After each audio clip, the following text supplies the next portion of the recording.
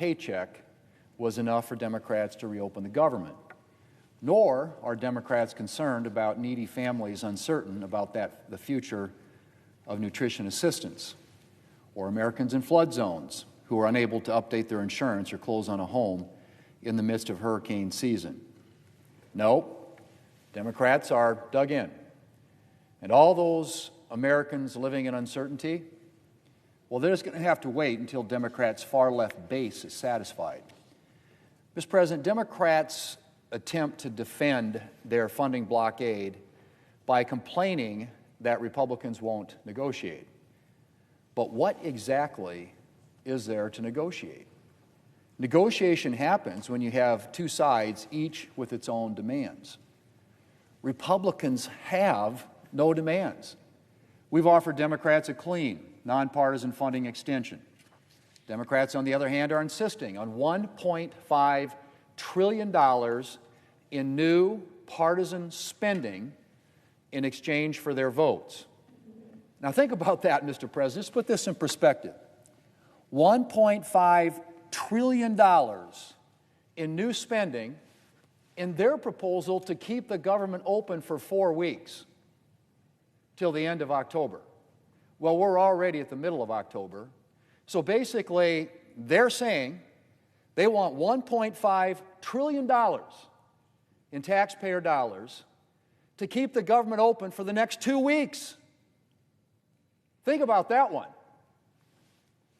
As our colleague from Louisiana put it, you need a spreadsheet to keep track of everything they're asking for. The truth is that what Democrats really want is something Republicans can't give them. And that's the approval of their far-left base. They're looking for praise from the likes of MoveOn.org and Indivisible. This weekend, Indivisible is holding rallies around the country, and Democrats' motivations are laid bare by what one of the leaders of that far-left group told CNN last week. He said, and I quote, "I'm telling every elected I talk to, millions will be out cheering you on, or they'll be calling for new leadership." End quote. Cheering you on or calling for new leadership. Mr. President, that's Democrats' motivation. Pleasing their far-left base and preserving their political careers. Meanwhile, we're reading stories about military families lining up at food banks, flight delays because of understaffed airport towers, needy families uncertain about the food assistance they depend upon. But our Democrat colleague from Rhode Island says, and I quote, "For Democrats, it's so far, so good." End quote. So far, so good. I doubt military families and federal workers would agree.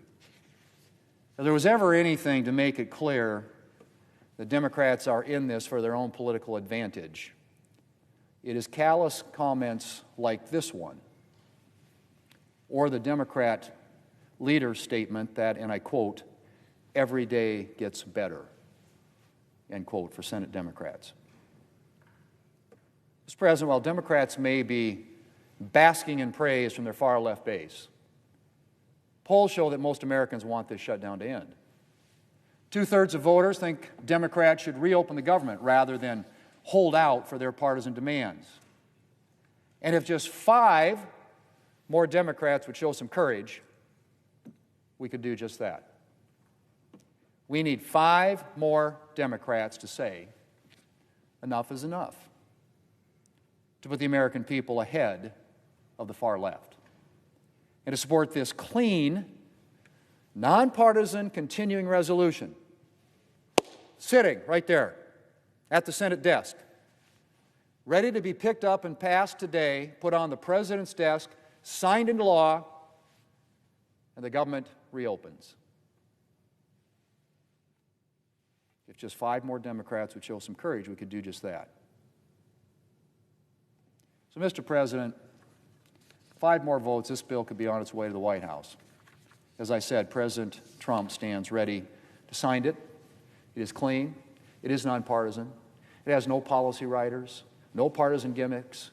It simply funds the government for a foreseeable time to November the 21st to give us an opportunity to finish the appropriations process under regular order and to deal with the funding of the government in the way that it should be funded, in an open, transparent process that uses the committees under regular order, the Appropriations Committee, subcommittees, the floor, open to amendments. Again, I know that's a novel concept. That's a novel concept compared to the way the Democrats did it when they had the majority. Even though the Appropriations Committee did its work last year, 11 of the 12 appropriations bills were reported out, not a single one was brought to the floor of the Senate. Because they like to negotiate behind closed doors with a handful of people deciding on behalf of everybody else. That is not the way this place ought to work, Mr. President. Troops need to get paid. Families need to get the help they need. All this uncertainty for the American people needs to go away. And we can get back to work on the things that really matter. But the question is, are Democrats interested in that? Or are they more interested in being cheered by far-left groups at Saturday's rally? Well, I guess we'll see soon enough. Will today be day 15 of Democrat shutdown? We'll have another opportunity later today to vote on that bill sitting right at the desk. 5 more Democrats, it passes. It goes to the White House, gets signed into law by the President, and the government opens up. Will today be day 15 of Democrat shutdown? Or will it be the day we reopen the government and get back to the business of serving the American people? Mr. President, I yield the floor, and I suggest the absence of a quorum. Clerk will call the roll. Ms. Alston-Brooks.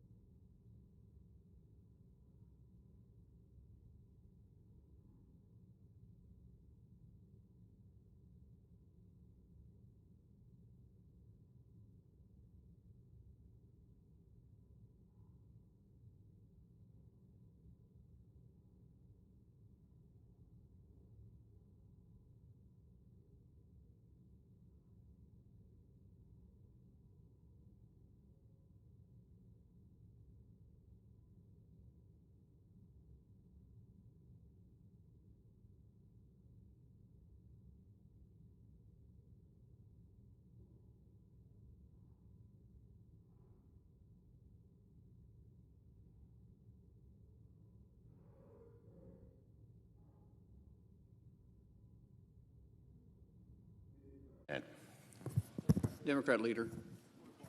I ask unanimous consent the quorum be dispensed with. Without objection. Mr. President, it's now been over 2 weeks since Republicans shut the government down because they refused to work with Democrats in a serious way to fix the health care crisis looming over the American people. Open enrollment starts in just 2 weeks, and Americans will be forced to choose health care plans that will send costs skyrocketing. As we speak, families are receiving letters for their new health insurance rates.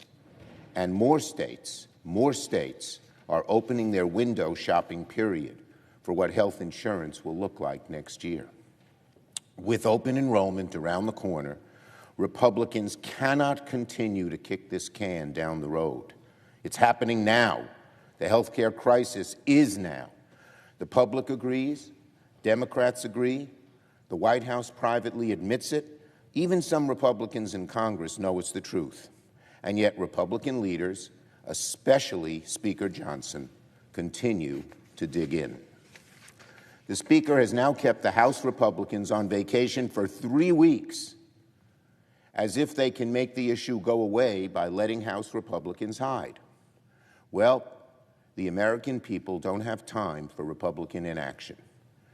This morning, let me show my Republican colleagues precisely what will happen if they continue to insist on no negotiation. Let's take a look at this chart.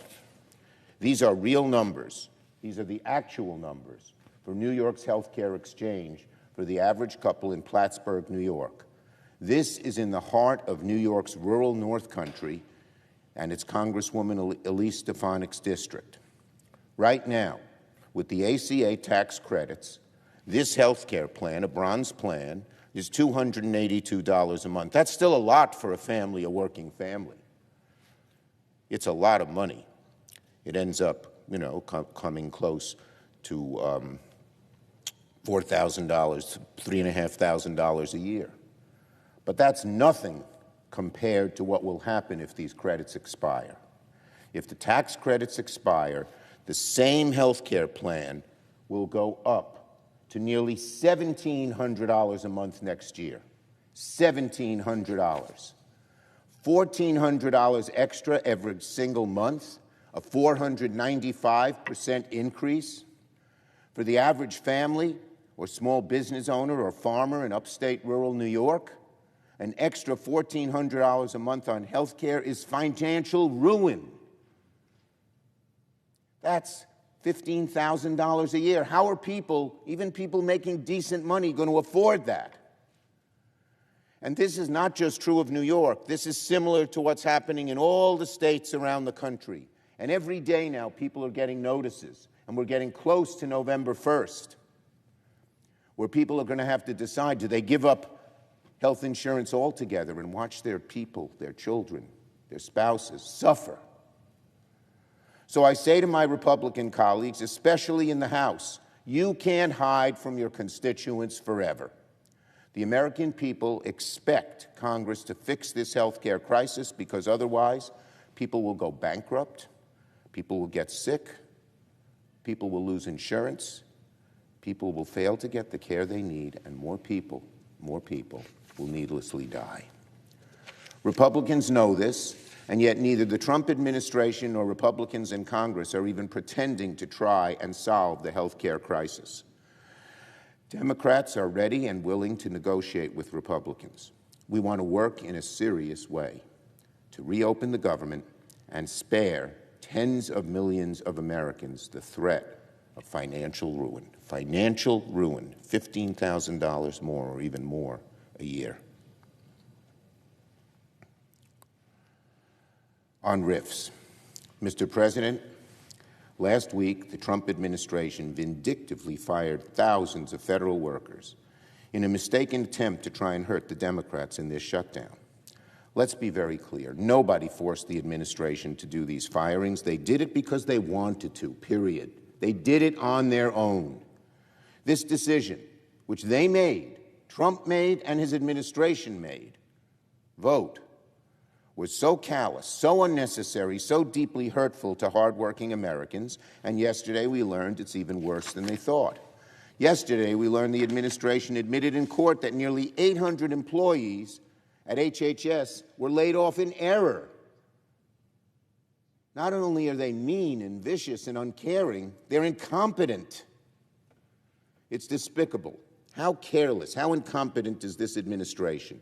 How cruel are they that they'll throw away people's livelihoods like this with sort of the flick of a pen without even examining what's happening? These accidental firings show you how stupid it is for Russell Vogt to treat federal workers as political pawns. It's destructive, it's cruel, it's vicious, and it will backfire in the eyes of the public. That's why even Republicans in Congress have urged the administration not to take vengeance out on federal workers. The administration should reverse every single firing from last week and should stop playing politics with people's livelihoods and their lives. They should instead get serious about negotiation with Congress to end this shutdown at once. And finally, on the young Republicans, Mr. President, it's a frightening time in America as we witness the rise of political violence and violent rhetoric. Yesterday, as most people now know, Politico published a story about thousands upon thousands of text exchanges reported from prominent members of the young Republican organization across the country, showing racist, sexist, outright violent language. This wasn't a casual mention. This happened thousands and thousands and thousands of times from a group called the Young Republican Organization. They made jokes about Hitler, about gas chambers. They talked about torture. They made jokes about sexual assault. They used almost every racist obscenity, including the N-word. Now, no matter who it comes from, right or left, all of us have an obligation to denounce vile rhetoric like this. But a full day after these texts have leaked, most Republican leaders haven't said a peep about these gas chamber and Hitler jokes coming from the young Republicans. Too many Republicans seem willing to call out violent rhetoric only when it comes from the other side. But these same Republicans never seem willing to denounce it when it comes from their own ranks. And that's dangerous. Violent political rhetoric is an attack on everyone. And Vice President Vance yesterday, amazingly, seemed to excuse these vile texts as just a college group chat and refused to join the pearl clutching. That is outrageous. Leave it to J.D. Vance to preach about violent political rhetoric only when it serves his interests, and then ignore or excuse it when it comes from his own side. The hypocrisy is disgusting and shameful coming from supposed national leaders. If you don't like hate speech, you don't like all hate speech, not just hate speech from political groups you don't like. The real test is to denounce it from groups that might be on your side of the aisle, young Republican organization. And let's be clear, these aren't random college kids. These are individuals who work in government, who've held positions of leadership at the state level, and one person in the chat is actually an elected official. Of course, some Republicans at the lower level have spoken out, and good for them, they should do so. But where's everyone else? Where are all our Republican colleagues? Where's President Trump? Here's what needs to happen. Every single Republican leader from the president on down has to condemn these attacks immediately, or all their cries about hate speech seem to be one-sided or bogus. The people who made these vile comments should be out of a job and never allowed to work in politics again. And both sides must make it clear to the entire country that vile rhetoric like this is unacceptable. I yield the floor.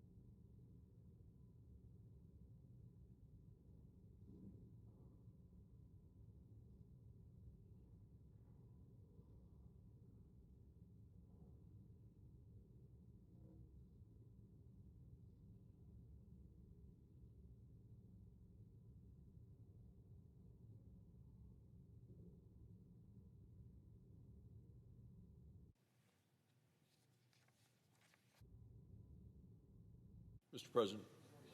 Majority Whip. Thank you, Mr. President. Mr. President, today is day 15th of the Schumer shutdown. Here we are, over 2 weeks into this, and the Democrats continue to play a dangerous game. The Schumer shutdown continues to put lives at risk, and it's doing it each and every day. Every day an airplane takes off and lands, there is increased risk because of the Schumer shutdown. Thousands of air traffic controllers across the country keep us safe. Right now they're working, but they're not getting paid. Yesterday we received a partial paycheck, and it was their final paycheck until Democrats end the Schumer shutdown. And it's not just air traffic controllers, Mr. President. It's TSA agents, it's Border Patrol agents, it's ICE agents, it's FBI agents. They've also received their final paycheck. These are the people that we expect to make life and death decisions, and they shouldn't be distracted by financial matters that are affecting them as a result of the actions by the Democrats in this body. As of today, there is one bank that I want to refer to that serves members of the military. They serve federal workers, they serve their families, and they say during the Schumer shutdown, 70,000 members have come asking for loans. That's 70,000 families of military and federal workers who need extra help to make ends meet because Democrats have blocked their paychecks. A recent headline from the Wall Street Journal reads, quote, furloughed federal workers turn to side hustles to survive the shutdown. People with full-time government jobs are desperate for the actual income that's necessary because their regular paychecks are being withheld by the Democrats.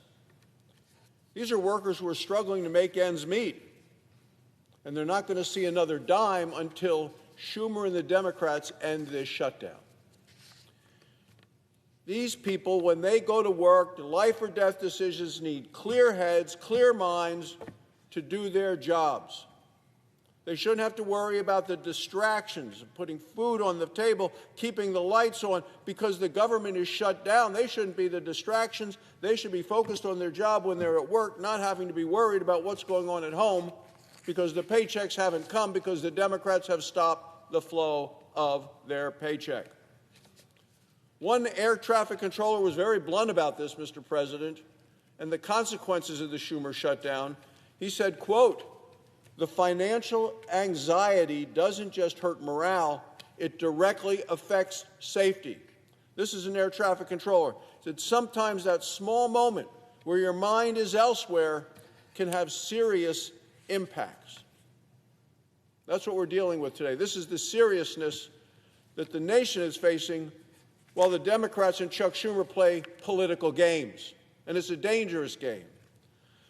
Let me tell you what's going on at airports across the country because air traffic controllers aren't getting paid thanks to Chuck Schumer and the Democrats.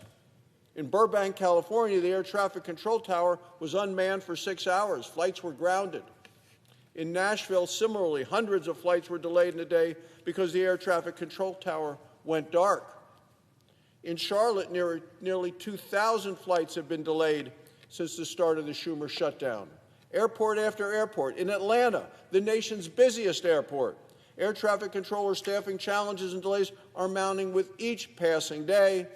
More than 53,000 flights, Mr. President, have been delayed nationwide because of the Schumer shutdown. Most air traffic controllers live paycheck to paycheck, as do most Americans. Senate Democrats expect them to work for free. Why? Because the minority leader says, every day, he says, gets better for us. The Democrats say every day gets better for them. Better for whom? Not better for the American people whose lives are put in danger as a result of what the Democrats are doing here despite the needs of the nation. CNN recently published a shocking quote from a Democrat staff member. Maybe it's a member who's sitting on the floor right now in the United States Senate. A Democrat staff member said this, published by the CNN. staff member, a Democrat, said that the Democrats aren't going to change course with the Schumer shutdown strategy until planes are falling out of the sky. That's the approach of the Democrat staff to the Democrat Senate, that they're not going to end the shutdown until there are planes falling out of the sky.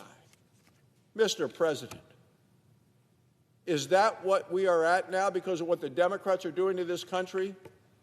Shutdown doesn't end until planes are falling out of the sky. Mr. President, today's Democrat Party has completely surrendered to the radical left. They've abandoned the American workers, the American people, American families. Those workers and families want to keep America safe. The safety of the American people now becomes a punchline for the Democrat Party in this nation. The far left is controlling today's Democrat Party, make no doubt about it. These people are radical, extreme, dangerous, and scary, and they're coming to Washington this weekend. And they've told us how dangerous they are by admitting that their shutdown strategy will not change until planes are falling out of the sky.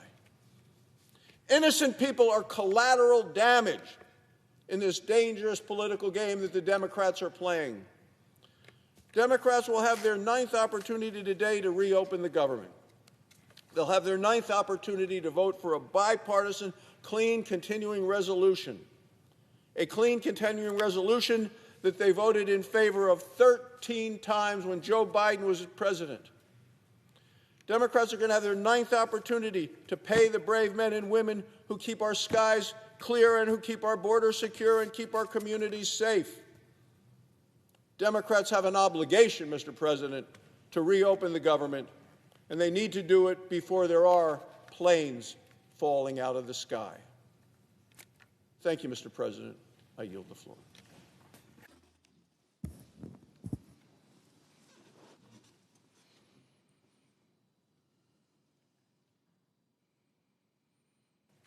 Mr. President. Democratic whip. Mr. President, the Republican Party controls the presidency, the Senate, and the House of Representatives. And despite that trifecta, the government has been shut down for 15 long days and counting. As an American sufferer, Majority Leader Thune and Speaker Mike Johnson insist that congressional Republicans will address expiring Affordable Care Act health insurance premium tax credits after the government reopens. But do the American people have any reason to believe that congressional Republicans really are going to work to help save health care for millions of Americans? Not if you look at the record. In the past 8 months, Democrats have repeatedly tried to extend these ACA premium tax credits. What does it boil down to? Health insurance is expensive. For some families, it's too expensive. We created a program to provide tax credits for many families who otherwise couldn't have a good health insurance policy. The Republicans in the big, beautiful blue budget, whatever they called it, ended up basically eliminating these tax credits, which means the burden will fall on these families without any help in the tax code in a matter of weeks. In the past 8 months, we have tried to extend these tax credits, which were eliminated in the Trump big, beautiful budget. In February, Senator Shaheen of New Hampshire offered an amendment to the first budget resolution to protect these tax credits. Senate Republicans voted against it, and the amendment failed. In April, Senator Shaheen went again and offered another amendment to the second budget resolution, doing exactly the same things. Once again, the Republicans had a chance to correct the error they made in this big, beautiful budget, but they voted against it. In June, Senator John Ossoff of Georgia offered an amendment to the Republicans' One Big Beautiful bill to save the enhanced premium tax credit a third time. You know what happened. You could guess it. Every Senate Republican voted against the amendment. It failed. And let us not forget that for the past 15 years, the American people have been waiting for the Republican Party's Affordable Care Act replacement plan. In Donald Trump's first term, he made an attempt to repeal the Affordable Care Act.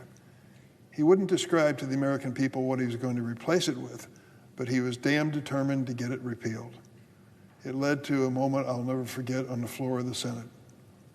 It was about 2 or 3 in the morning.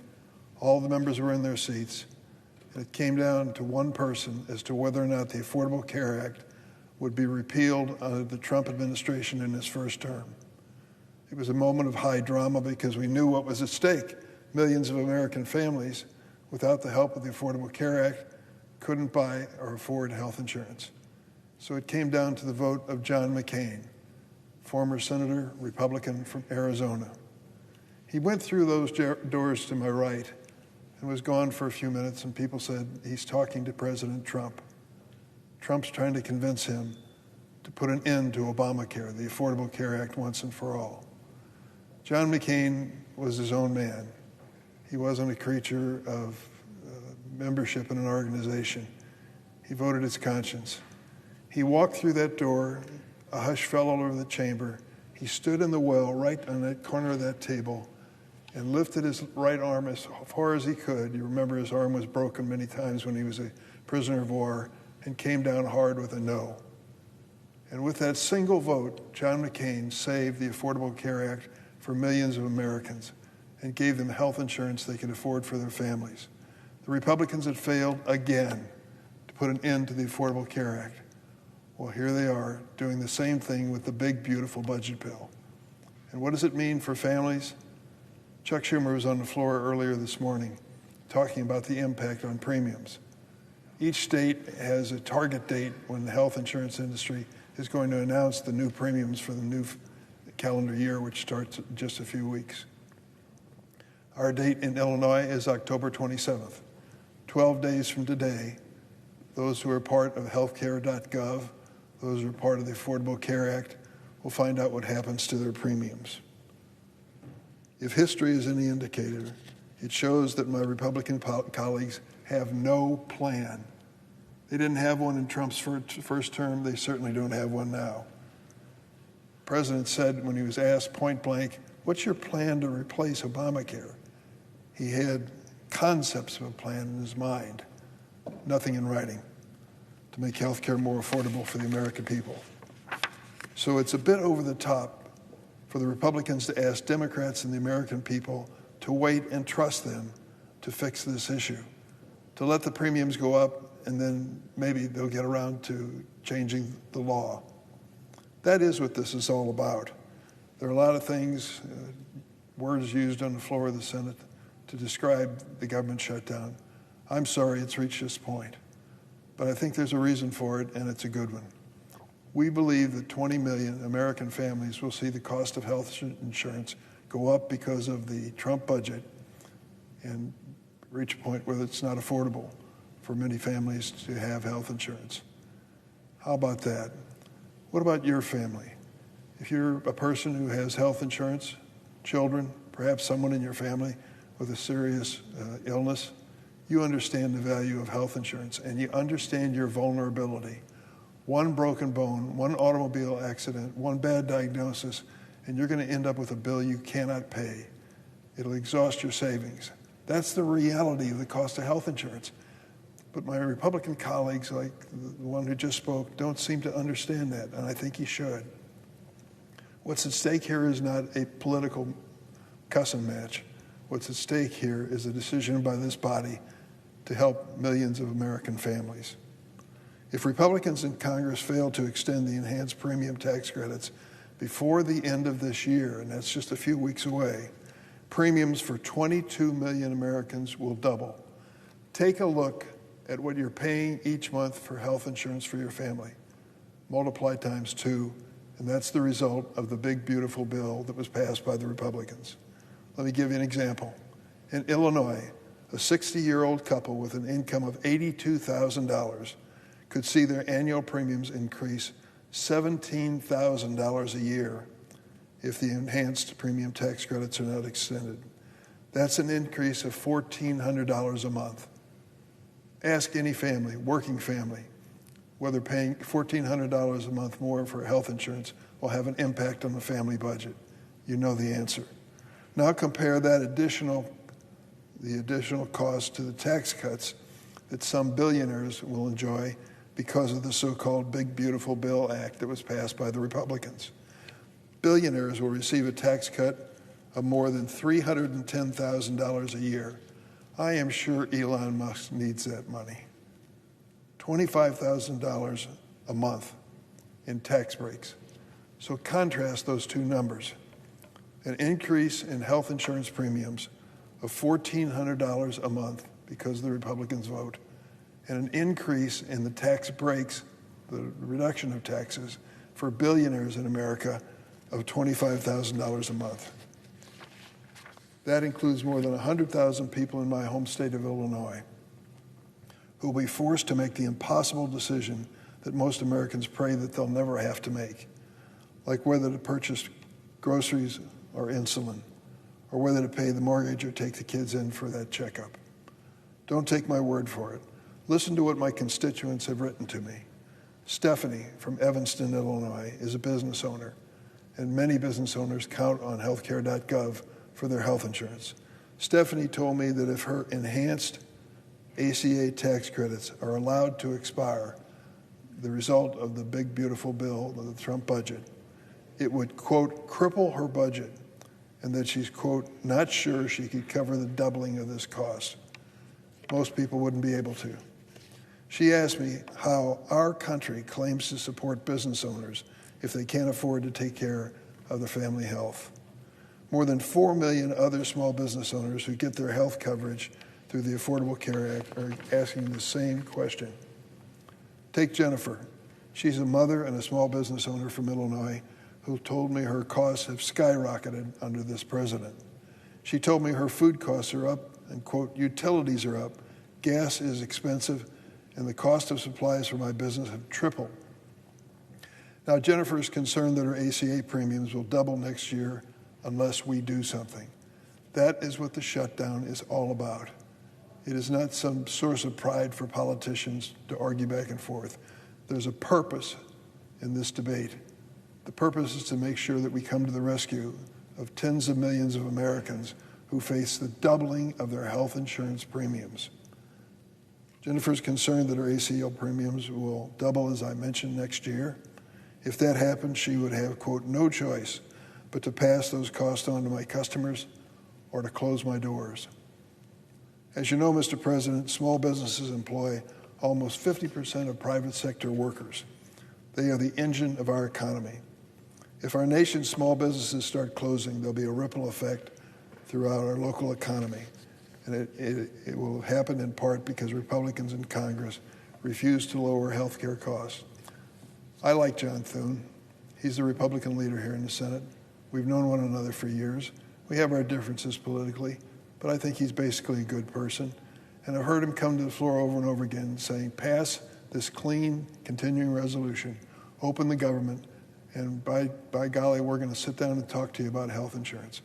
Why can't we do that now? Why can't we do it this morning? There are enough tables in this building for people to gather. Now that the House of Representatives is back in town, they can participate as well. We need the president at the table as well, as far as I'm concerned. There are many Republicans who will basically wait for a signal from the president to agree to anything. He should be at the table. He brought in the ceasefire into the Middle East. Let's see if he can bring a ceasefire to the Senate and House. It's past time to address this issue. Insurance companies are making their final decisions about monthly premium costs for next year right now. They've sent out notifications, and people will soon be picking their health care plans based on these costs. As I mentioned, October 27th is a target date for this announcement in Illinois. I guarantee you, if we don't bring some relief to these families, we're going to see premiums increase dramatically. That is what this government shutdown is all about. We want to sit down and deal with health care costs directly and now. Leader Thune and Speaker Johnson seem to have made the political calculation. When it comes to tax cuts for millionaires and billionaires, they have no problem moving fast and breaking things. But when it comes to health care for more than 20 million Americans, that can wait. My constituents, like Stephanie and Jennifer and their families, can't wait any longer. It's time to get this done. And one last point, Mr. President. I'm from downstate Illinois. I live in Springfield, 200 miles south of Chicago. I am honored to represent the city of Chicago, and I basically do my best to represent the entire state. We have problems downstate because of these healthcare costs as well. Nearly 400,000 Illinoisans currently receive the ACA tax credits, which are at risk of disappearing because of the Republican vote. If the tax credits are not extended, eligible enrollees will pay an average of $1,032 more per year in Illinois for their health care coverage, $1,700 more per year in rural areas. Small town, rural Illinois is going to feel this as well. These increases will be higher for families. A 60-year-old couple earning $82,000 a year would see an annual increase of $17,000, $1,400 a month. A family of four earning $64,000 a year in downstate Illinois would see an annual premium increase of 226%, $2,571. Counties that will be hardest hit financially are conservative, Republican-dominated counties by and large. Hamilton County will see an increase of $2,772 a year. White County, $2,496 more a year. And Union County, $2,400 more a year. Counties with the highest number of enrollees impacted: Cook County, our largest, $170,500. DuPage County, $35,900. And Lake County, $23,200. We estimate that we will lose up to 9 hospitals in downstate Illinois because of changes in Medicaid and because of these increases in health insurance premiums. Is that a concern? It is to me. I've represented these downstate counties for many years, and I know what it means to lose a hospital. I know what it means to add 45 minutes to an hour to your drive time for the delivery of that baby or critical traumatic care. It really makes the difference between life and death. That's worth fighting for. Before the sun sets today, let us hope that at some table here in the United States Capitol, the leaders of Congress will meet and the President will promise to join them in an effort to get this solved. There's no reason we can't do it. We hear from the Republicans they want to make some changes. Let's make those changes now and make sure that we get this done quickly. Mr. President, I yield the floor.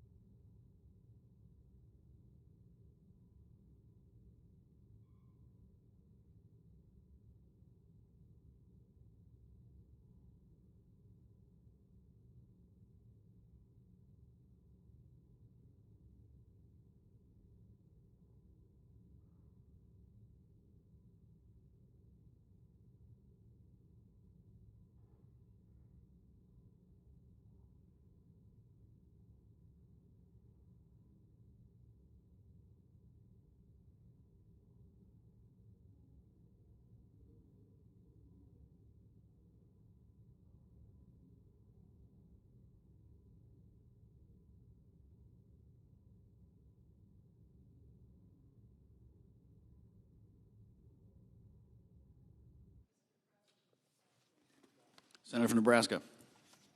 Mr. President, it has been 15 days since congressional Democrats shut down the federal government. And let's call it what it is. It is the Schumer shutdown. In that period, we have voted 8 times on a clean, continuing resolution. It is straightforward. It is a short-term bill that funds government at current levels without adding any kind of partisan policies to it. This would give us, here in Congress, time to finish the full-year funding bills responsibly. Instead, Democrats pushed for over $1 trillion in new spending to recklessly eliminate the $50 billion Rural Hospital Stabilization Fund. Why in the world would Democrats want to do that? Why would they want to eliminate this crucial fund for our nation's rural hospitals? It is unthinkable. The fact is, the Democrats' so-called proposal to reopen the government is packed with unrelated items.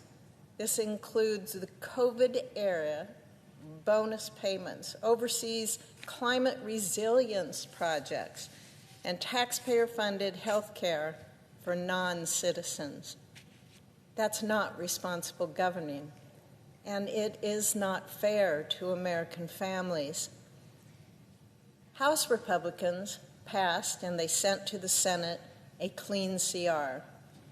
That means that it has no poison pills, no policy writers on it. Democrats rejected it 8 times, and it is now time, folks, for Senator Schumer and his caucus to drop this partisan wish list and do their jobs. Meanwhile, it was reported in Punch Bowl News on October 9th that Chuck Schumer said, "Every day gets better for us." And by us, he means the Democrat Party. If the Democrats think it's better that our troops aren't paid and that it's better when people are worried about being furloughed, then that just shows their arrogance. That just shows they are tone deaf to the uncertainty and the stress people are feeling. That just shows Chuck Schumer is in his Schumer shutdown only for political theater. This shutdown is hurting people. Farmers are losing access to federal support at a time when the ag economy is already strained. Construction projects that rely on federal funding are stalling. Air traffic controllers and federal employees face uncertainty about their paychecks. None of this is necessary. Let's be clear. A short-term funding bill is not the place for sweeping policy changes. If this continues, deeper cuts to essential services may follow, and that is entirely preventable. Remember, the House sent us a clean CR with no new policies included. It simply continues current funding until November 21st. Then we will take up appropriations bills that have strong bipartisan support. And they have that because it was already negotiated within that appropriations committee. And as a member of that committee, we passed it out of the committee. I am deeply committed to that transparent process, one where senators debate, amend, and vote on each bill individually before the end of the fiscal year. All we are asking is to reopen the government so that we can continue that funding process. Leader Thune promised that we would take appropriations bills up here on the floor, and we've already passed 3 of them. Let's show the American people bipartisanship and transparency and continue this important work. So why are we here today and still shut down? Because the Democrats are more focused on appeasing the far left than funding the government. I believe they are caving to political pressure when they should be fulfilling their most basic duty, keeping the government open and operating for their constituents. Republicans' goal is simple: reopen the government now, protect our military and families, and return to regular order. At the end of the day, Americans deserve a functioning government, not political theater. If just a handful of Senate Democrats join Republicans, we can end this shutdown. And I hope when we next vote to reopen the government, my Democrat colleagues will join us in doing the right thing. Thank you, Mr. President. I yield the floor.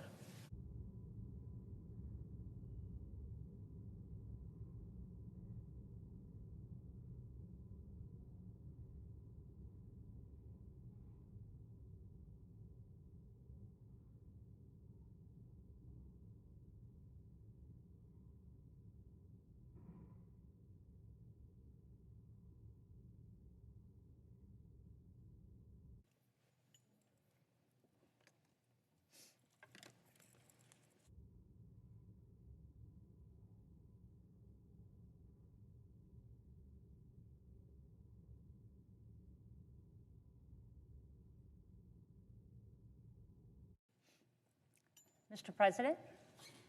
Senator from Mississippi. Mr. President, I rise today to highlight a growing crisis that threatens our farmers, rural communities, food security, and our national economy. I'm concerned that American agriculture and rural communities face very hard times. Many Americans are unaware of the stakes ahead. Here's the bottom line.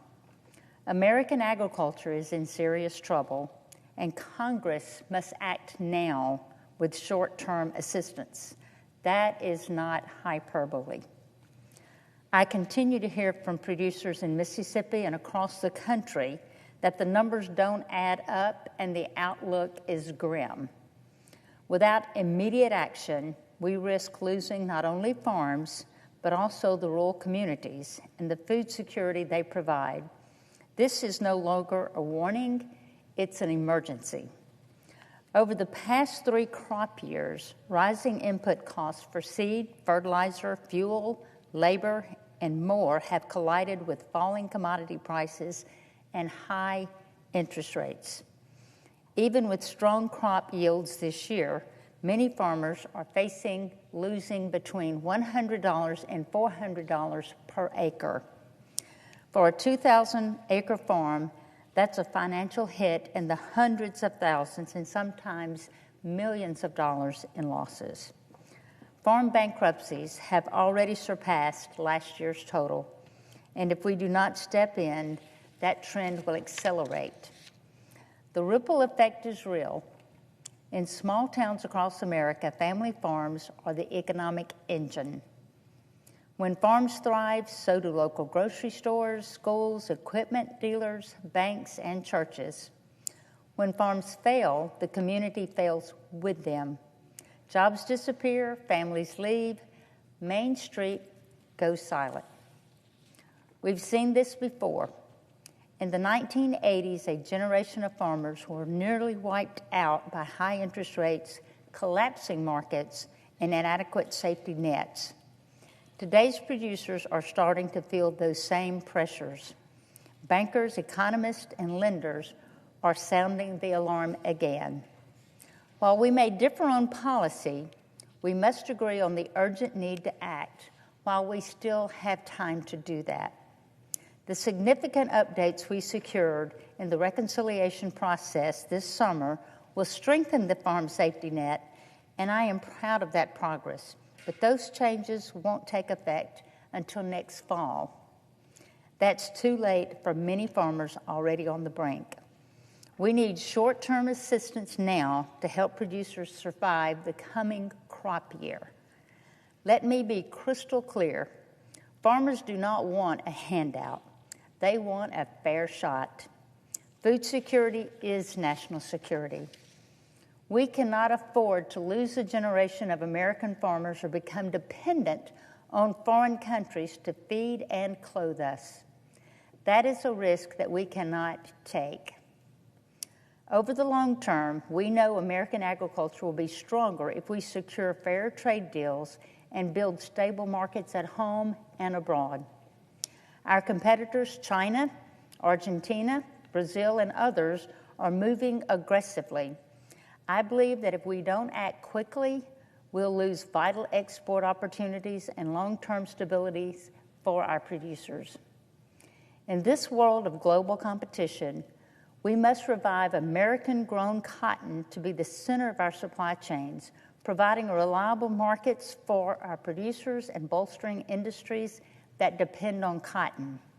I introduced the Buying American Cotton Act to help us get there by incentivizing U.S. retailers to produce, purchase, and manufacture American cotton here at home. This legislation would help secure a resilient, self-reliant, and prosperous cotton industry for the future by reinforcing our supply chain, from farm to textile to market, and by reducing our reliance on cotton produced under forced labor practices and environmental destruction. I call on this body to consider this legislation as we seek long-term solutions to the problems that beset American farmers today. I'm encouraged by the bipartisan work underway to complete a 5-year reauthorization of the Farm Bill, which is long overdue. Last winter, we secured farm support funding, which was a lifeline for many of our farmers this crop year. But the crisis hasn't passed. Farmers are still facing impossible choices about whether they can afford to plant next year or even to stay in business at all. I fully support ongoing work to provide additional federal bridge funding before the end of the year to ensure more of our family farms can stay in business. We all represent different sectors of American agriculture, but the crisis does not discriminate. It spans commodities, regions, and party lines. What matters now is that we come together with urgency and with purpose. Our farmers are counting on us. It's time for Congress to meet the moment before it's too late. Thank you, Mr. President.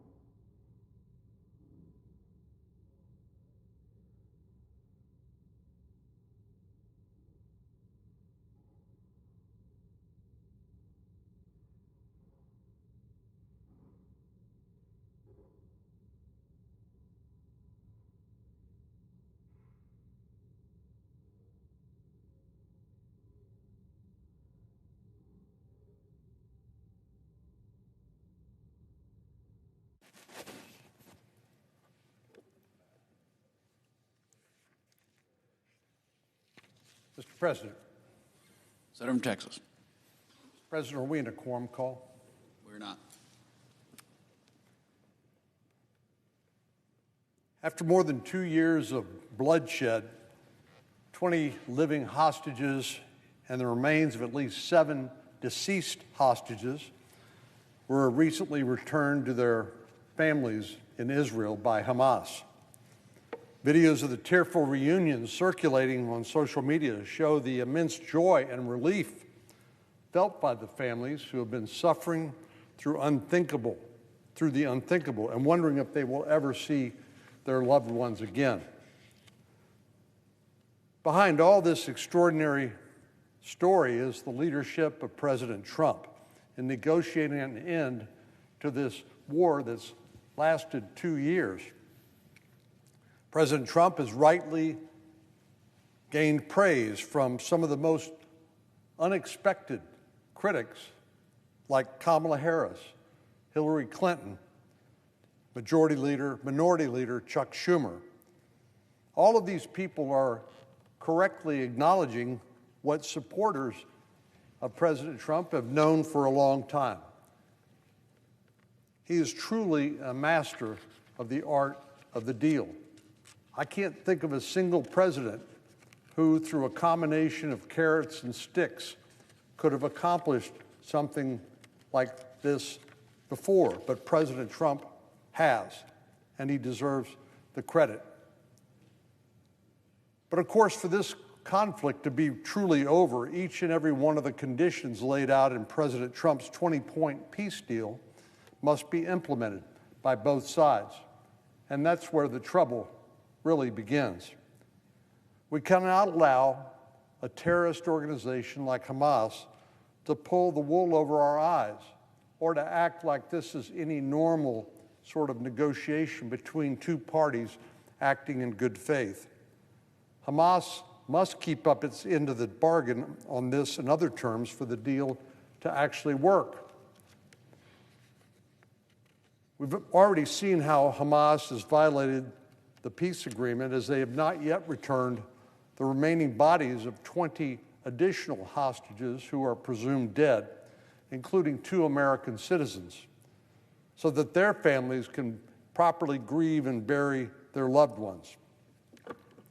Yesterday, Hamas, despite this peace deal, violently sought to reassert its control over Gaza from rival Palestinian groups. This included Hamas dragging several men from their families and executing them in broad daylight. Hamas has been rightfully described as a death cult. Their blatant regard for human life is the reason the Palestinian people have undergone so much suffering over the last 2 years in Gaza. I know some would like to blame Israel and the Israeli Defense Force and Prime Minister Netanyahu, but the reason for the humanitarian disaster that has been Gaza for the last 2 years is because of Hamas. If they hadn't executed 1,200 or so Israeli citizens on October the 7th, 2 years ago, none of this would have occurred. Of course, establishing an agreement that depends on the goodwill of Hamas is going to be an enormous challenge. And it can't be a matter of faith that they will act as any negotiating partner in good faith would be presumed to act. Over the last 24 hours, the importance of establishing a multinational security force in Gaza to replace Hamas has become increasingly clear. Hamas cannot remain in control if we are to have peace. But the return of the 20 living hostages is no small feat, and it's something to be celebrated. And if President Trump is successful in ultimately bringing a lasting peace to the region, it will be one of the most significant diplomatic and foreign policy accomplishments in memory. Mr. President, on another matter, it's now been 15 days since Senate Democrats have shut down the federal government. They did that by blocking a short-term spending provision that would have taken us up until November the 21st. In other words, roughly 9 weeks from the beginning of the continuing resolution. Republicans have given Democrats multiple opportunities to end this mess by holding a number of votes on the House-passed continuing resolution. As the Majority Leader, Senator Thune, has pointed out numerous times, we're not asking for any major policy changes. All we're asking is to keep the lights on and to keep federal government employees paid during this period of time while we work out longer-term appropriations bills by the November the 21st deadline. But every single time we've given Democrats opportunity to do the right thing, only 3 of them have voted to reopen the government. You know, talking to my constituents back home, it's hard to explain what's going on here. They understand the stupidity of a government shutdown. Experience has shown that the same problems that cause a shutdown in the first place are there staring you in the face when the government is reopened. So it accomplishes nothing except maybe as performance art. And if you think about it, that's really what this is. Our Democratic colleagues are afraid to act in a reasonable and logical manner and keep the government open while we negotiate longer-term appropriations bills and take up the issue of health care subsidies that expire at the end of this calendar year. In a normal world, that's what we would be doing now, but we can't do any of that during the government shutdown. Federal employees are now beginning to miss their paychecks, which will have consequences that reverberate throughout the country. 1 in 6 Americans lives paycheck to paycheck. So it may not be a big deal to wealthy senators on the Democratic side who don't have to worry about paying the bills paycheck to paycheck, but it does matter to many, many Americans because it means they may not be able to pay their rent. They may not be able to buy groceries for their family or pay their utility bills because they're not receiving a paycheck. Some people may be thinking, well, it's only government employees that are going to be affected. And everybody knows the federal government's big and bloated and could stand a diet. But it's not simply the case that these government employees will be the only ones affected. There are going to be a number of downstream effects of this Democrat-induced shutdown that have consequences for everybody. First of all, I have to tell you, it's embarrassing. It's embarrassing that the greatest country in the world and the people who are elected to represent 330 million Americans can't get their act together and can't figure this out. It is beyond dumb. It makes no sense at all, except as a matter of self-serving political gesturing and the sort of performance art that I mentioned a moment ago, trying to demonstrate to your political base, yeah, we're fighting. Well, this isn't fighting. Fighting is keeping the government open, having debates, having votes, trying to persuade people to your point of view. That's what political fighting is. It's not taking your ball and going home. One issue affecting the whole country, federal workers and private sector employees alike, is the way this shutdown is disturbing airplane flights. My flight coming back from Austin this past weekend was delayed by such a disruption. Wasn't that big a deal to me, obviously, but I'm sure I'm not the only one who's experienced this, and more importantly than the fact that senators are experiencing, our constituents, the people we represent, the people we owe our jobs to. They're the ones that are suffering inconvenience. Transportation security agents and air traffic controllers are among the federal workers deemed essential during a government shutdown, which means they have to work, but they're not being paid. And that's a pretty difficult situation for many of these folks to be in. As I said, some of them can't afford child care, to buy groceries, to pay the rent, to pay utilities. This is a true hardship for many of these Americans.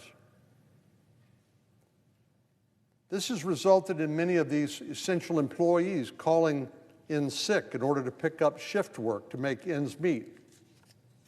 Additionally, those who are showing up are having to work under increased stress, longer hours, and short-staffed working environment.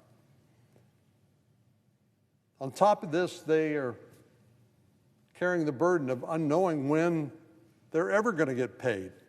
Now, we know that under the law, these employees will eventually be reimbursed for their missed salary, but that doesn't do a lot to put food on the table right now, or pay the rent, or to pay utility bills now.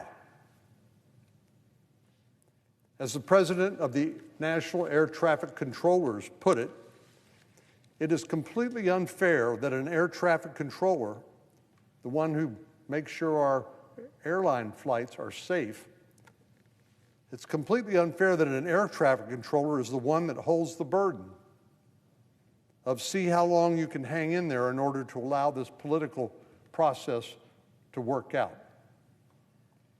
The president of a local chapter of the American Federation of Government Employees in Dallas-Fort Worth said regarding the shutdown, there's a lot of uncertainty, a lot of questions coming from the field. They don't know how long this is going to last. I don't know how long it's going to last either. But the problem is that it only gets worse the longer this shutdown goes on. Just in terms of airline flights, we've seen hundreds canceled since the shutdown began, and thousands more have been delayed, which means more and more Americans' daily routines are being upended as a result of this irrational and truly stupid government shutdown. 3 airports in Texas are seeing some of the worst delays. Last Tuesday, both the George W. Bush Intercontinental Airport and Hobby Airport in Houston were at risk of ground stops because of staffing shortages. Love Field in Dallas was also experiencing delays. But this isn't just affecting the state of Texas. Airports around the country are experiencing delays in order to avoid dangerous potential air flights and ground activity associated with short staffing. The Federal Aviation Administration is also reporting staffing problems in Boston, Nashville, Chicago, and Philadelphia, as well as Burbank, California, Newark, New Jersey, and Denver, Colorado. Some analysts have speculated that the disruptions could continue to cause problems during the upcoming travel holiday, Thanksgiving, and into Christmas. For many of us here in the Senate, it has become an unwelcome tradition each year to have our Thanksgiving and Christmas celebrations with our families upset in order to perform our responsibilities. That doesn't just affect members of the Senate and the House, but also the able staff that make our work possible. Of course, what this tradition is really a sign of dysfunction. It's embarrassing. It should be embarrassing. If we did our jobs properly and passed our appropriations bills on time, we would not have to impose the burdens of all this on other people, our constituents and our staff. It is really not rational that Senate Democrats should impose this burden on the entire country in order to try to appease the more radical elements of their political base, which is really what this is all about. They're afraid to agree to something reasonable and rational and short-term because they know that they're likely to be criticized by their political base, the more radical elements in the Democratic base.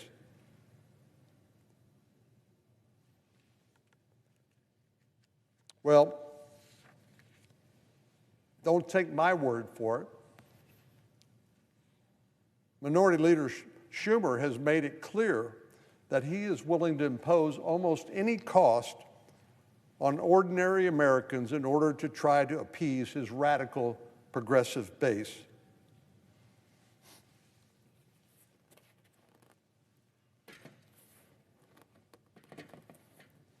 In one of the more telling quotes, he admitted to Punchbowl News last week that this was all about politics when he said, quote, "Every day gets better for us." Really? Well, by us, he doesn't mean the American people. He must mean people like him who are afraid to say no to their radical base in order to perform the most basic functions of government. Plus the fact it's not true. Is every day really getting better? Or is it more and more embarrassing? Is it having more and more of a ripple effect on people who are innocent of any wrongdoing? They just happen to be affected. I think if the Democratic leader were to ask the Transportation Security Administration workers who are working overtime without pay, or the air traffic controllers who are wondering when, if ever, they will receive their next paycheck, who are also working without pay, or the mothers and fathers, the federal employees, who are wondering if they're able to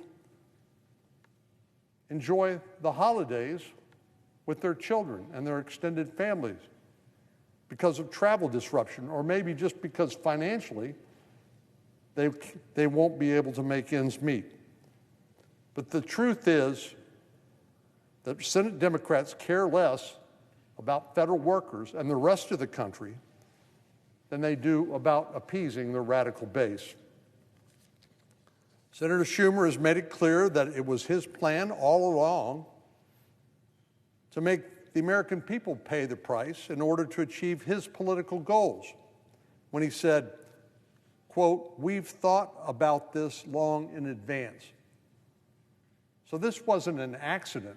This wasn't sort of a surprising occurrence. This was planned all along by Senator Schumer, the Democratic leader, which makes it all that much more egregious.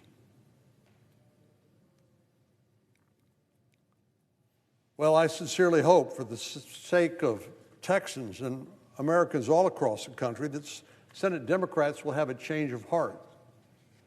I hope that someday soon, maybe today, Senate Democrats will set aside the demands of their radical base and simply vote to put an end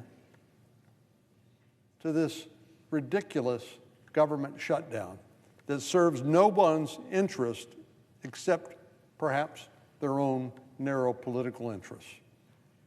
We need to pass that short-term continuing resolution that will only take us to November the 21st. And then I imagine we're going to have this discussion all over again, which is just further evidence of the dysfunction here in the Senate and in the Congress these days, mainly because our Senate Democrats and House Democrats are so opposed to President Trump and his policies.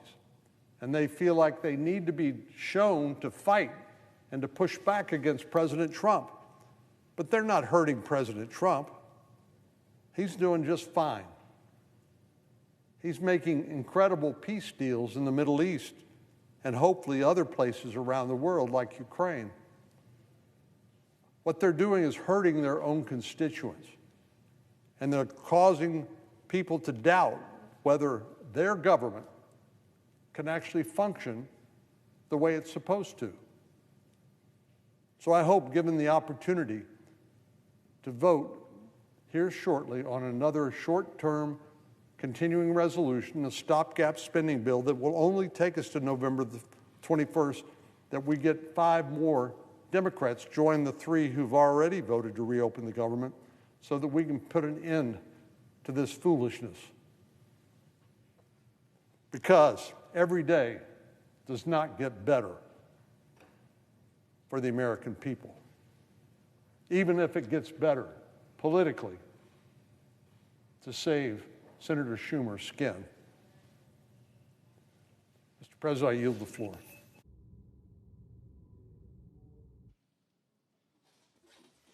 Clerk, call the roll. Ms. Also Brooks.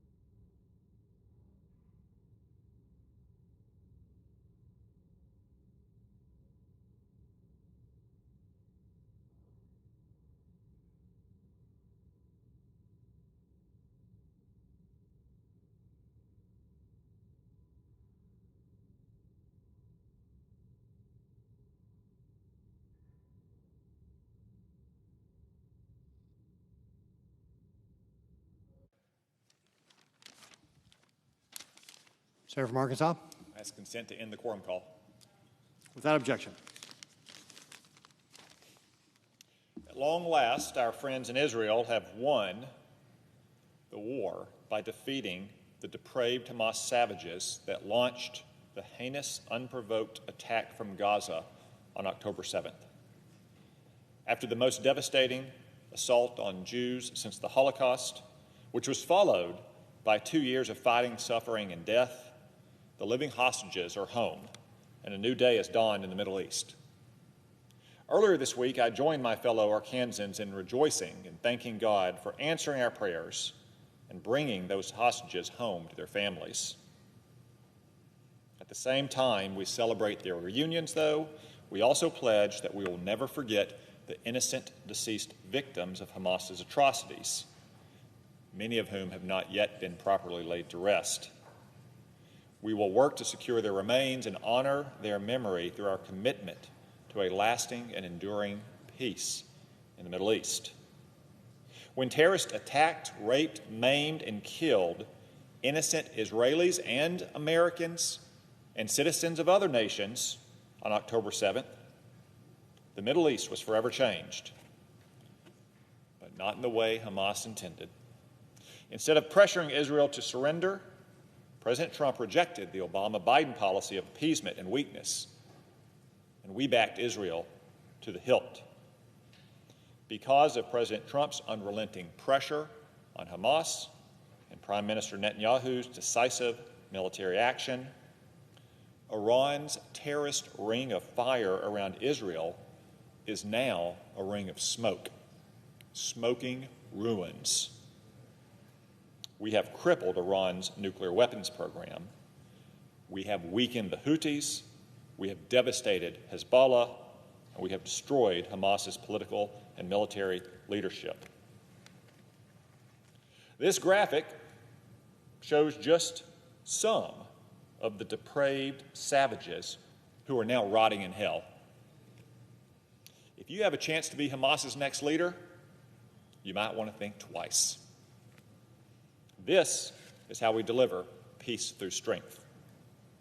Though good has once again triumphed over evil, we must keep the pressure on to compel Hamas to demilitarize once and for all.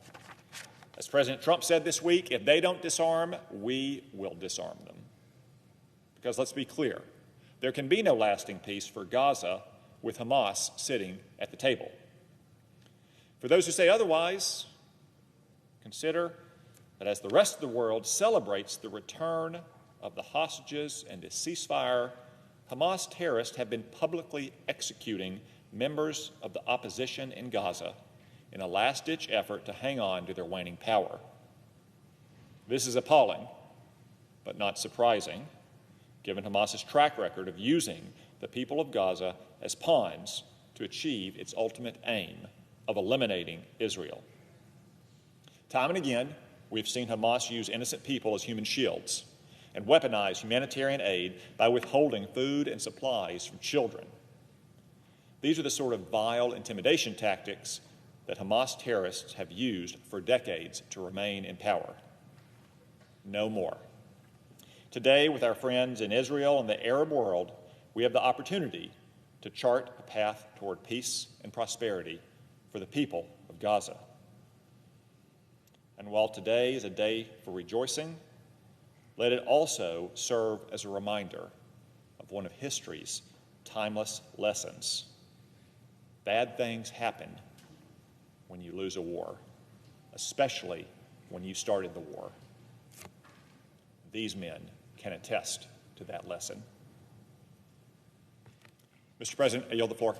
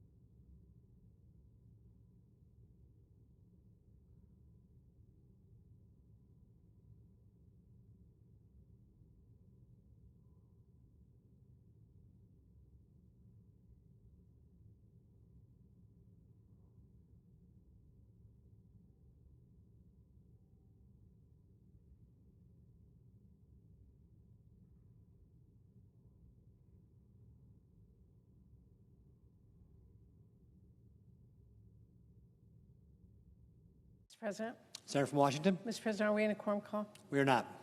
Mr. President, let me be clear. Shutdowns do not require presidents to fire people en masse. They actually do not require presidents to cancel projects and raise energy prices, nor do they give presidents new magical powers to destroy programs they don't like or to target political opposition. You don't have to take my word for it because this is not our first government shutdown. It is just the first time that a president has blatantly and gleefully tried to use a shutdown against the American people. So when President Trump fires hundreds of public health workers at CDC without thinking twice about if it would put lives in jeopardy, that is a choice he is making.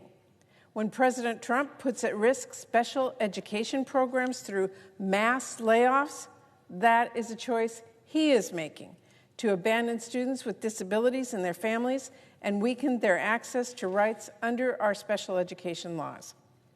When Trump outright shutters a key community development fund, which has strong bipartisan support and finances housing and health care and other community projects in our country, that is a choice he is making. President Trump is choosing to fire as many people as he thinks he can get away with, to break as much of the government as is possible, to hurt the American people as much as he can, because he thinks he can use regular people as leverage. That's the cold, hard reality, and it is plain as day.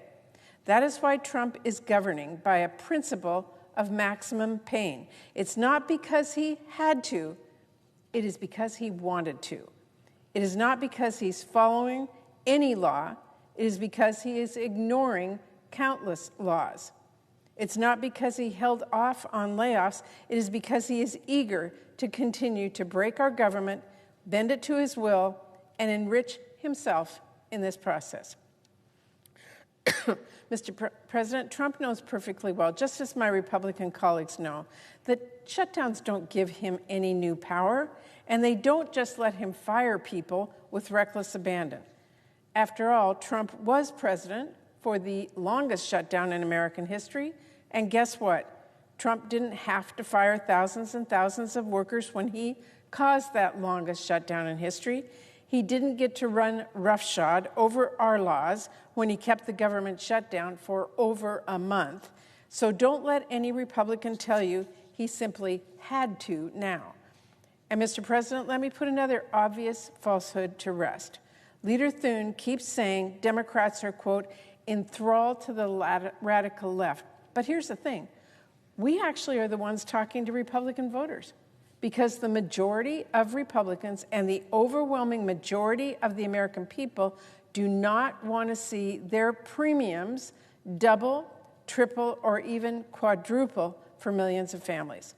And many Republicans are starting to realize that too. Look at Marjorie Taylor Greene, who has made clear she thinks Republicans need to look at how to stop these premium hikes. Just look at the growing chorus of Republican members begging Speaker Johnson to bring them back so we can solve this issue.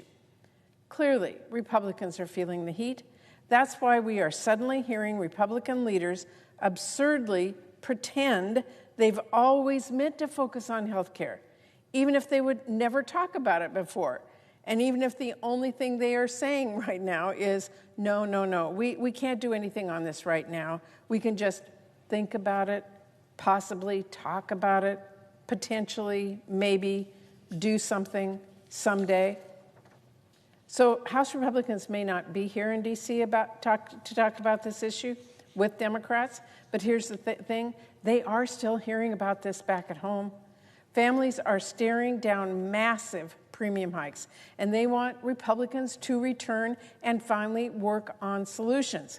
Look, the Republican leader can shut down the government if he's really that desperate to avoid addressing the health care crisis Republicans caused, but he cannot shut down the debate, and he cannot shut down the voices of families who are speaking out about how their premiums are about to skyrocket. I've been constantly hearing from folks back home in Washington State. Letters and calls are pouring into my office from families who are worried about how their premiums will double if Republicans refuse to act.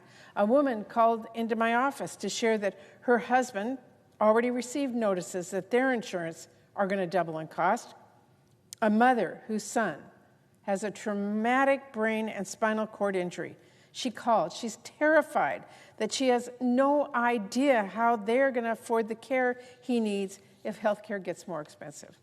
You know, last week I spoke with a freelancer in Seattle who's worried their monthly payments will increase by $1,300. And a video producer who told me his premiums are going to more than double and be 60% of his mortgage payment. The week before that, I spoke with some small business owners. They have no idea what they're going to do if these tax credits expire and their health care costs go up. Many of them are rethinking whether they can even afford to keep their small businesses or if they choose to just go for catastrophic coverage instead. One small business owner would see his premiums triple, as his wife told me, and that is simply not affordable. And this is not just happening in Washington State. This healthcare crisis is about to hammer families across the country, in red and blue states alike. In fact, the biggest rate increases are all in red states. And 3/4 of the people who rely on these tax credits are too. So why don't Republicans go home and talk to their constituents? And if the Republican leader doesn't want to sit down with Democrats to work on a solution, how about he sits down and listens to folks back home who are getting notices this month with massive price hikes for their health insurance? If the Republican leader won't sit down with Democrats to save people from losing their health care coverage, how about he sits down with small business owners, since nearly half of the people on the marketplaces are small business owners, employees, or self-employed. If he won't sit down with Democrats to stop premiums from tripling for some families in his state, how about he sits down with farmers, since over a quarter of farmers in this country are covered through the ACA exchanges. Does Leader Thune think that farmers are now the radical left? Does he think small businesses are the radical left? Because that is who is about to get crushed by these higher premiums. That's who's watching this debate and hoping and praying for action. It is unbelievable that the best the Republican leader can offer to families who are worried about their health care crisis is wait, later. That's really out of touch with families and with reality. Rates are being set right now. Massive hikes are being announced right now. Open enrollment is in a few weeks. In fact, by the way, Idaho open enrollment starts today. Today. Every single senator needs to watch what is happening in Idaho today, because folks in Idaho are in for a very rude awakening when they log in today and see the rates for the coming year. And that rude awakening is coming to the rest of the country on November 1st, if Republicans keep refusing to act. So every single senator needs to listen to the families who speak out about these massive rate hikes that are becoming reality. I actually spoke to some Idahoans last week. One retiree told me about how her premiums are going to jump 173%. That is almost triple. You think that's bad? Another retiree I spoke with had learned that with the tax credits, his premium will be $367 a month. Without those tax credits, a whopping $2,232 a month. That's astounding.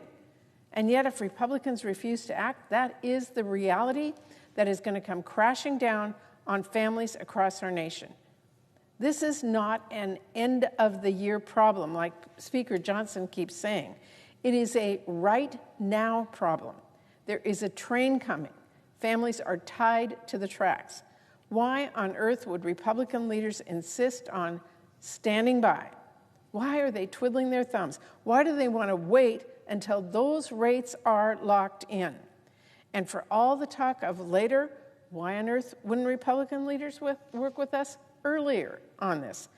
This is not some surprise We've been raising the alarm on this issue for months. Republican leaders just didn't care earlier, and apparently they still don't care now. What a contrast to Republicans' billionaire tax breaks just a few months ago. Republicans were full speed ahead when it came to shoveling money at some of the richest people on the planet. Remember that? Moved heaven and earth. They used magic math.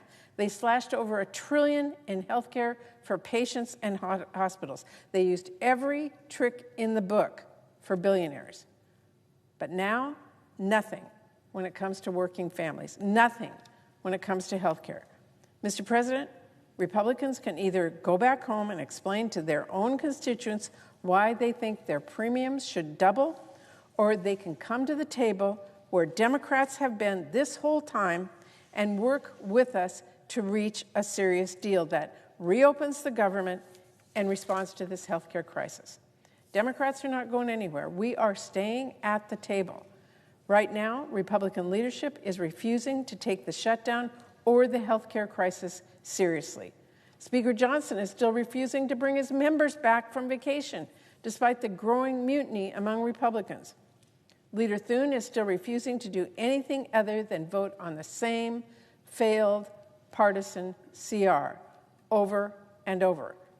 And President Trump is still creating a government shutdown like his own personal jamboree, tweeting out sombreros and promising to cut, quote, Democratic programs. Let's be clear.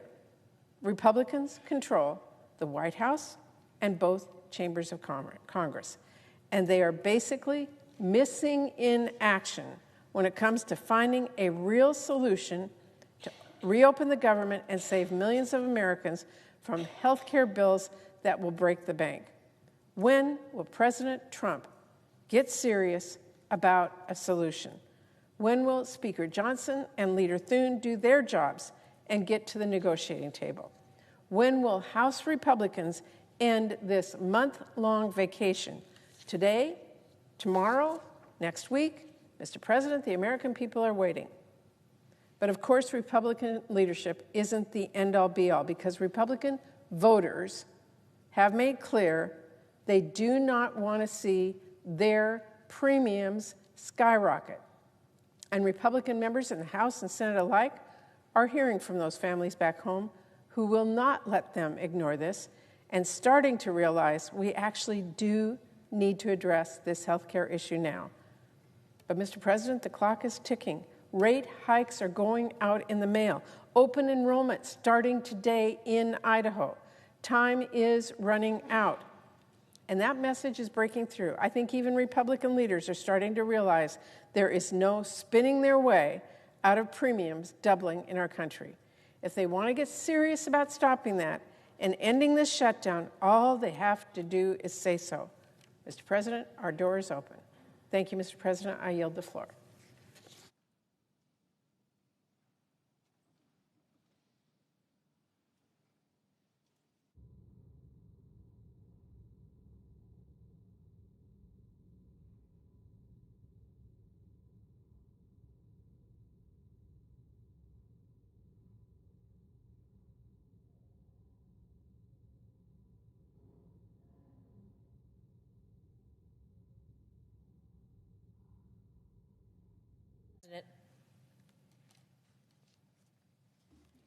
Senator from Nevada. I ask unanimous consent that I be permitted to complete my remarks prior to the scheduled recess. Without objection. And I also ask unanimous consent that I be permitted to display 3 charts simultaneously. Also without objection. Thank you. Mr. President, on October 7th, 2023, Hamas terrorists shocked the human conscience when they carried out a brutal attack on Israel that murdered innocent men, women, children, babies. An attack during which terrorists raped innocent women. An assault during which Hamas took hundreds hostage, including Americans and Holocaust survivors. For people everywhere, and especially Jewish people, this brutal terrorist attack shook us all to our core. It shattered our hearts and it led to our collective grief. a grief that has lasted for years as we've awaited the day when these innocent hostages could be reunited with their families. Since the aftermath of October 7th, I've had these posters in the lobby of my office to remind every single person who walked through the doors that innocent people were still being brutally held by Hamas terrorists. These signs have been a reminder of who started this war and how it was kept going for so long. For more than 2 years, 739 agonizing days, families in Israel, in the United States, and around the world have lived every waking moment in anguish, waiting, praying, advocating for the safe return of their loved ones taken hostage, again, by the terrorist organization that is Hamas. And those folks never stopped. They never tired. They traveled across continents and oceans to make sure that the world would never forget their commitment to freeing their loved ones and that their voices would be heard and that their loved ones would be brought home. And so their mission was not to stop speaking out until they were reunited with their loved ones. And I've had the honor of meeting these families many times over the last couple of years, both in Israel and here in the United States. I've had the honor of meeting mothers and fathers who showed me photos of their missing children, of meeting brothers and sisters who refused to give up hope, and even meeting survivors who escaped captivity and still found the courage to tell their stories when it wasn't pretty or it isn't easy, and they will spend the rest of their lives healing. I've also met with families of innocent people who were taken hostage and murdered, and whose bodies Hamas refused to return to their loved ones.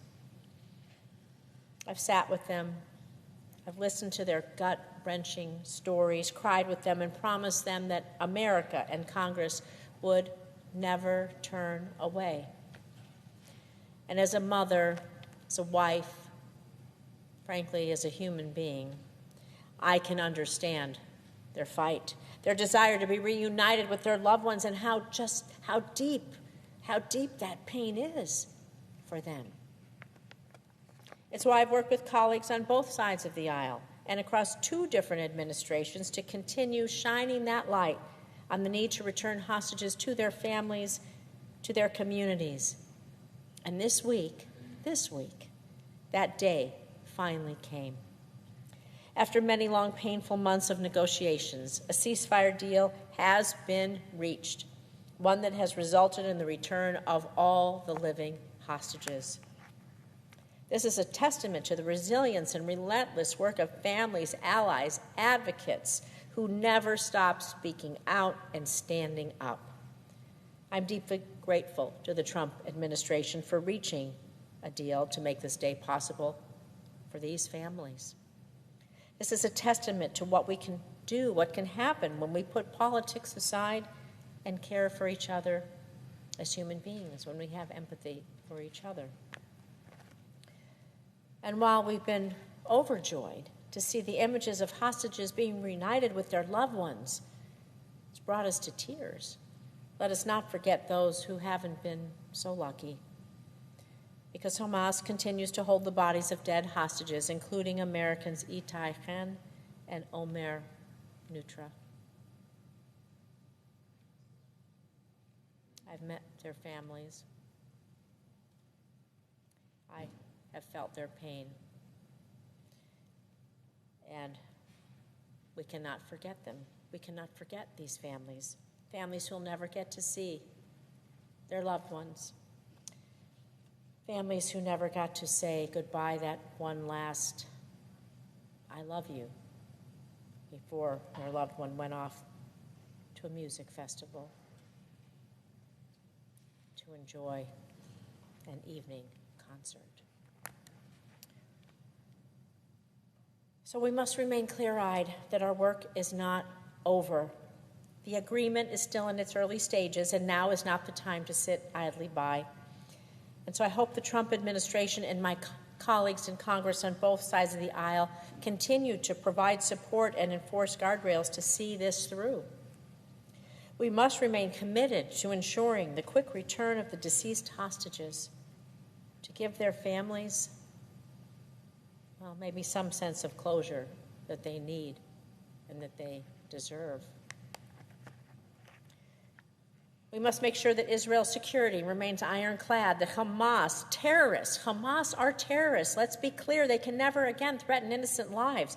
And that no terrorist organization should be using civilians as shields or bargaining chips. We should demand this much. No terrorist organization should never use civilians as shields or bargaining chips, as we have seen. And at the same time, we must also act to ease the immense suffering of innocent Palestinians in Gaza. They need access to humanitarian aid, to food and to medicine, and the chance to rebuild their communities free from Hamas terrorist control and oppression. But most of all, we must not let this fragile moment pass by without redoubling our commitment to peace. A lasting peace that ensures safety, dignity, and self-determination for both Israelis and Palestinians.